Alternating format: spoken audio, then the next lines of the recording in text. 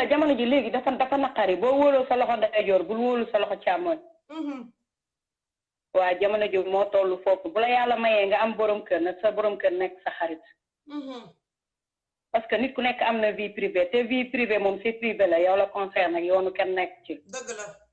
dëgg la te parti yu sàcc dafa am parti yoo xamante ne dafa sàcc si doomu aadama kenn waru ko mënta gis bu dee jigéen sa jëkkër la concerne bu dee góor vraiment sa jabar la war a concerne dëgg la waaw kon léegi boo ko partagé da ngay sóoraale ëllëg parce que nit ñi mën nañoo doon xaritu tey mais xaritu suba doo comprendre waaw léegi loolu mooy pose problème yu bëri yi parce que bu la meree wala ñu gis dara ci yow ñaane la ko wala affaire yooyu il faut ñu indil la problème dëgg la waaw loolu mooy pose problème yu bëri ñun ñu bàyyi suñu xel ci suñu bopp parce que ñun ay jigéen ñun yàq ñu dafa yomb dëgg la góor sax mun na cee génn mais yàq jigéen dafa yomb dëgg la waaw te jigéen moom wax dëgg yàlla moom daa war di gën a góorgóorlu ci boppam di gën a sàmm boppam lu am moom am na ba pare kenn mënu ci dara mais ñi nekk ci ginnaaw te defuñu ko ñuy sóoraale ba bu dee bànneex jaru ko bu dee xaalis jaru ko bu dee dara jaru ko ci àdduna dëgg la waaw nit ku nekk sa dignité mooy sa bonheur dëgg la waaw ñu di ko sóoraale bu baax a baax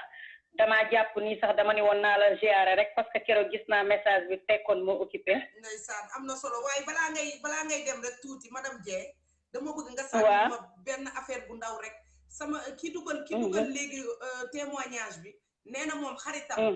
bi nga xamante ne moom day wàcc ci kaw lal jox ko lalam mu tëdd moo ko jàppale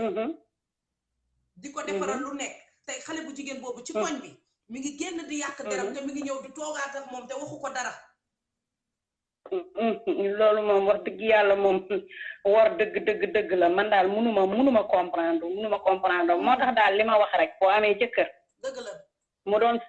na sa jëkkër nekk sa xarit soo amul jëkkër te nga am ñaari wayjur nañ nekk sa xarit dëgg la waaw yeneen yi ci des yëpp ay détails la parce que jamono ji dafa naqari ànd jaayante wéet jëwante dëgg la waaw comme que loolu la ñuy dund nag yow bu fekkee ni bugguloo am nekk ci yenn détails yow dundal sa dund rek dund bu stable dund boo xamee dund gor lay doon kenn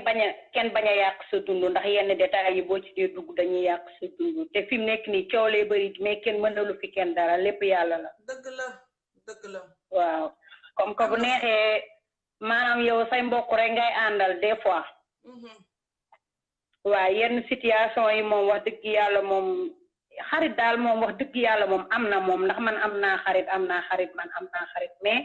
am na ci yoo xamante ni moom yéeme na waaw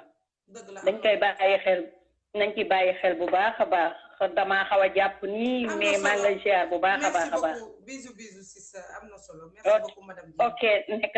nekk ci jàmm d'accord merci beaucoup kooku di suñu sister bu baax ndeysaan